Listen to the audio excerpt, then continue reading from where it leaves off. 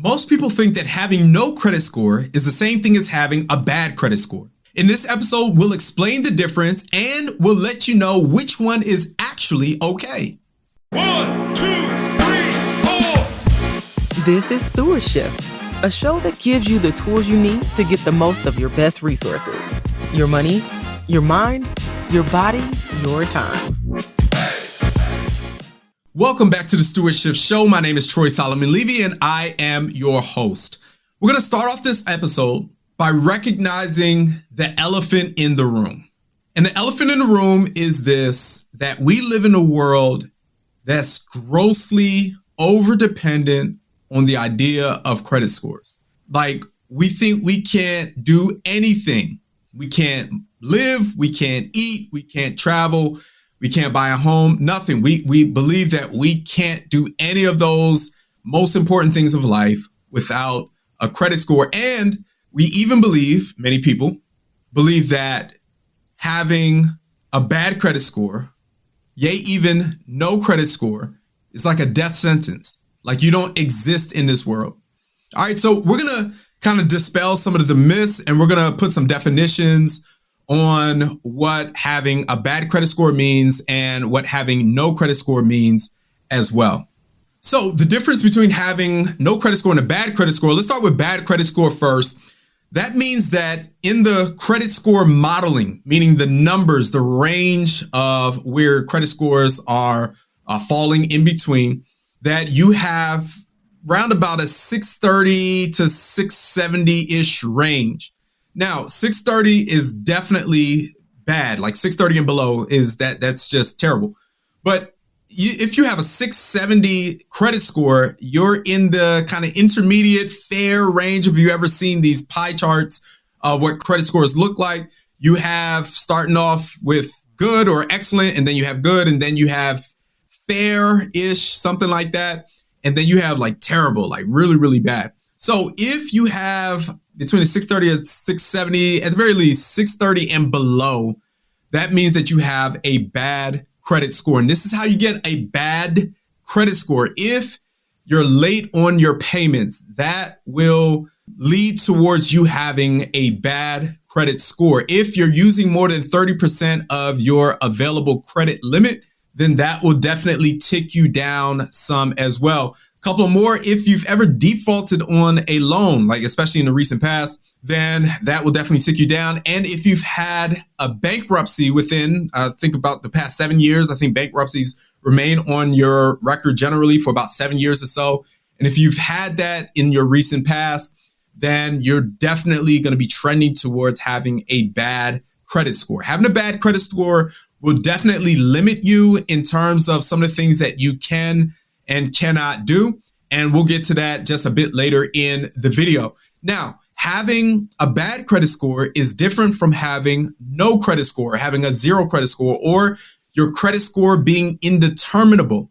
So if you ever go to, let's say, get a loan, or someone kind of gets a soft credit check on you, and it comes back indeterminable, that means that you don't have a credit score, or there's not enough information, recent information, to determine a credit score for you. That's what indeterminable means. So you can get an indeterminable or no credit score at all if you've never, ever used credit or debt. And many college students or those who are fresh and new to just the adult world will come into adulthood with no credit score. Why? Well, because they've never, ever used debt or credit in their lives. Of course, there's a first time for everything. And if you've never done that, then you just don't have anything to determine a credit score based on.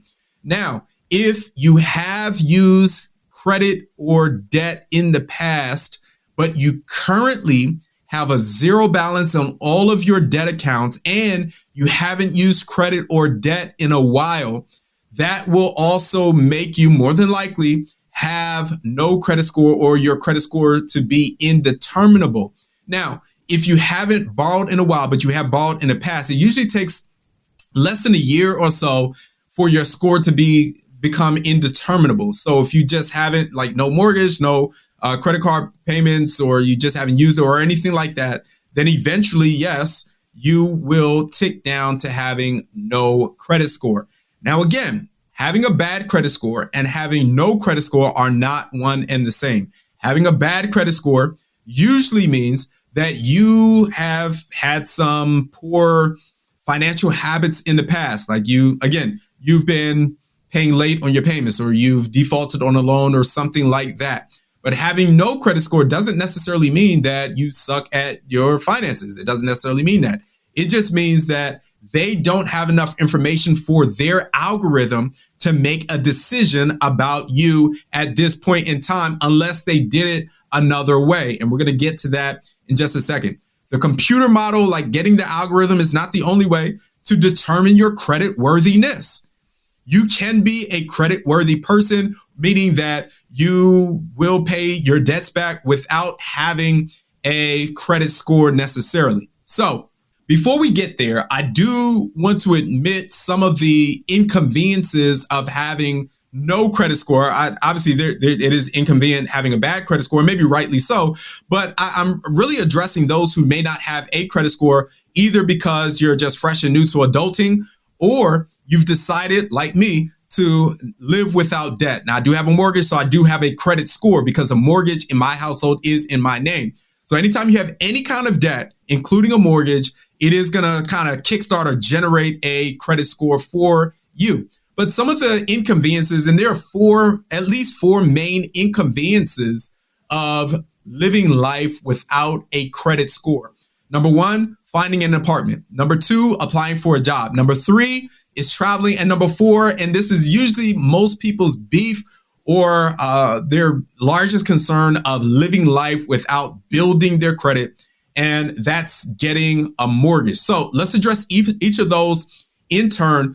Finding an apartment. Yes, it is true that some apartment complexes or some landlords will do a soft credit check just to kind of see if you have some good financial habits in your past. And based on that soft credit check, they'll usually make a determination that you are eligible to pay your rent every single month on time without any issues. And look, I get it. I understand. If I were a landlord, I just might do the exact same thing because it's a very easy thing to do, to just kind of do a soft credit check and be done with it. And I'll address number one and number two together. So finding an apartment and applying for a job, I'll address both those together. So many times, or sometimes, this doesn't even happen a lot at all, so we won't overstate it. But there are some employers who, while you're applying for a job, will do a credit check as well. And this usually happens in the financial sector when you're looking for a job in that particular sector. And the thought behind this is that if you can't control your own finances well, then how can you help someone else control their finances? And I get it. I understand the thinking behind this. So let's address this head on. How are these just insurmountable kinds of challenges? And the answer is no, absolutely not. You can absolutely do both of these and do them well without a credit score. So let's talk about finding an apartment. What you can do is let them know upfront, and this just takes just a slight amount of foresight. When you're applying for the apartment or even applying for the job, you can let them know head on, hey, if you run a credit check, I just want to let you know that I live my life a certain way. I don't live my life with debt. I haven't borrowed anything in a long time, and that's just a personal choice, a personal decision.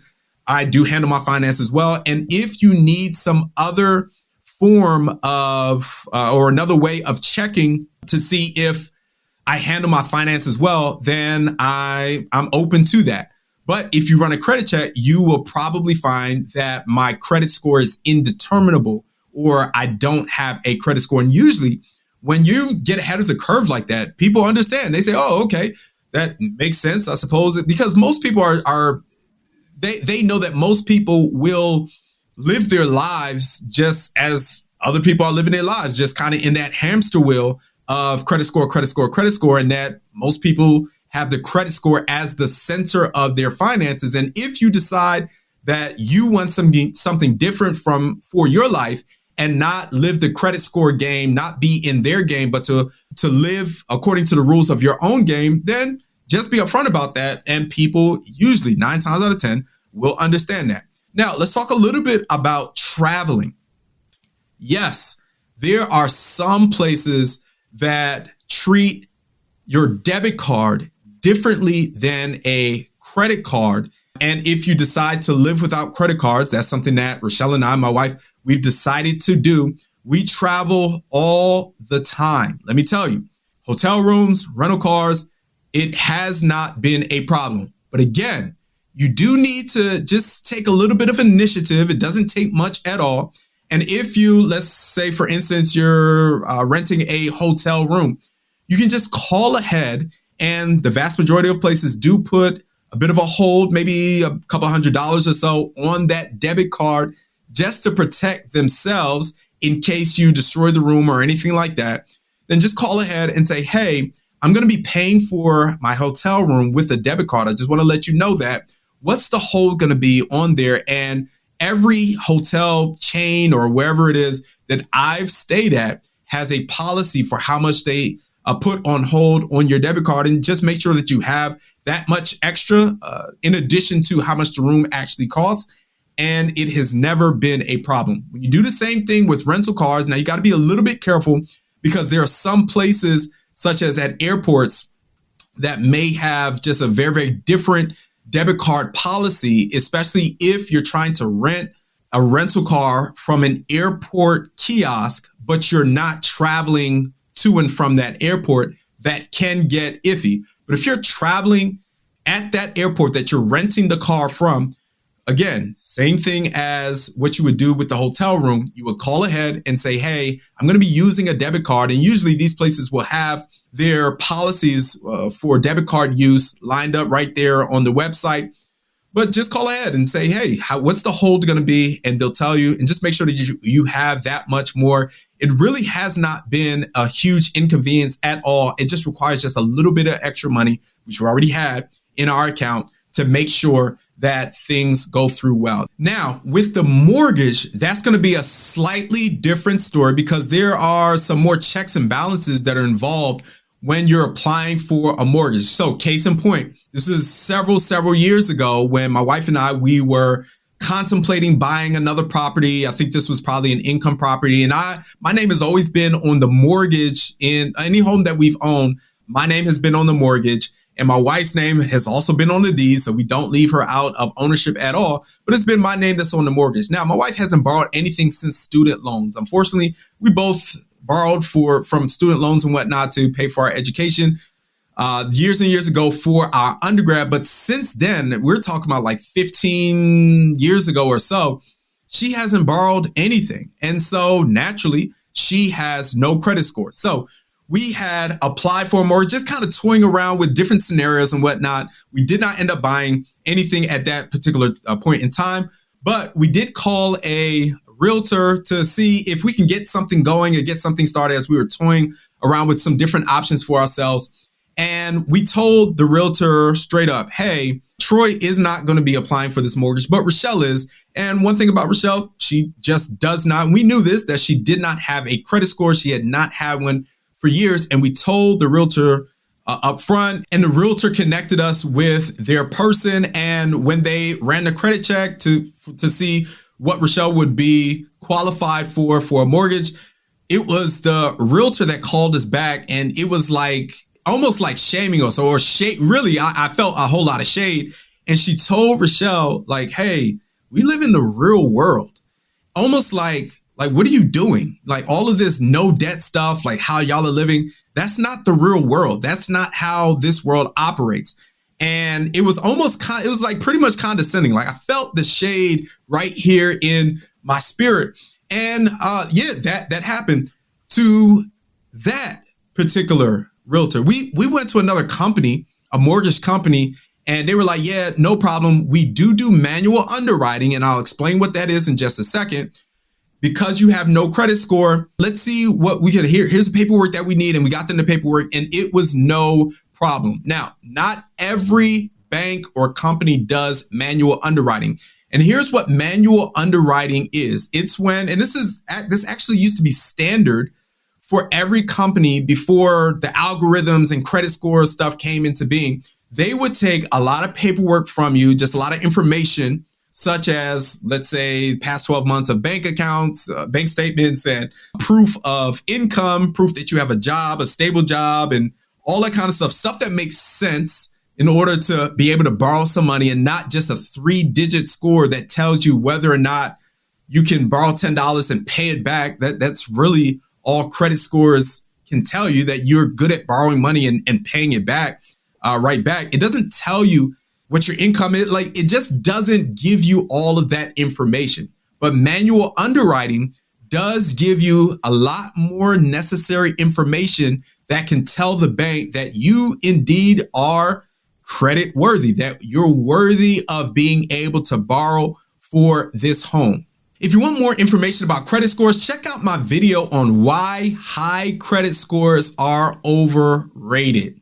All right, so having no credit score is better than having a bad credit score. I'm just gonna tell you that straight up. If you have a bad credit score, it shows lenders or potential lenders that you have a negative track record of managing your finances. But no credit score doesn't necessarily mean that. It just means that there isn't enough information, or maybe you don't have enough time put in to be able to determine whether you are credit worthy or not. They don't know whether you're able to handle repaying the debt of a home or whatnot, because there isn't much experience there, or not enough recent experience to be able to make that determination.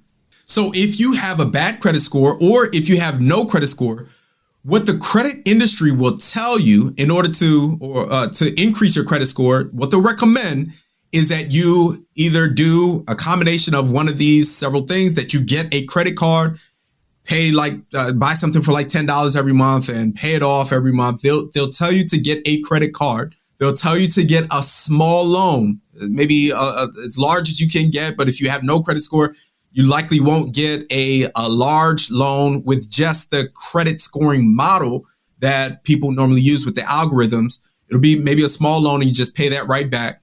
People will also recommend that you become an authorized user on someone else's account. And people will also recommend that you get a co-signer on your own loan if you're not able to clear a loan for yourself. Now, here's where I'll tell you where each of these just are not a good idea. Firstly, I just don't do debt, and I don't recommend debt. So to get a credit card or to get a small loan for the express purpose of increasing your credit score, just get out of the credit score game. You don't need a credit score. Is it the easiest thing to do in terms of just the convenience of it all? Probably.